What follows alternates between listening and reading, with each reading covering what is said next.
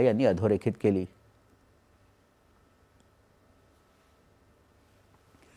महिला आणि बालविकास मंत्रालयातर्फे 100 दिवसांच्या बालविवाहमुक्त भारत मोहिमेला आजपासून सुरुवात होते आहे।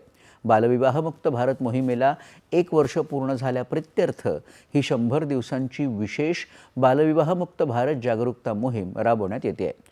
या मोहिमेचे 3 टप्पे असून या अंतर्गत पहिल्या टप्प्यात शाळा, महाविद्यालय तसंच विद्यापीठांमधून वादस्पर्धा, निबंध स्पर्धा, चर्चासत्र तसंच बालविवाह रोखण्यासाठी प्रतिज्ञा इत्यादी कार्यक्रम आयोजित केले जाणार आहेत।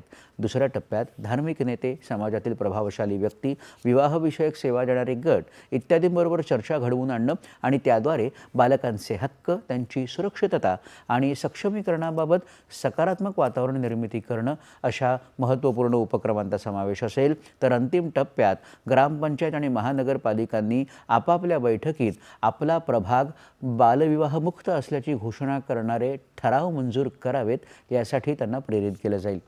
नागरिक संस्था आणि सामाजिक नेत्यांनी या बालविवाहमुक्त भारत उभारण्याच्या मोहिमेत सक्रिय सहभाग घ्यावा असं आवाहन मंत्रालयाने केलं आहे।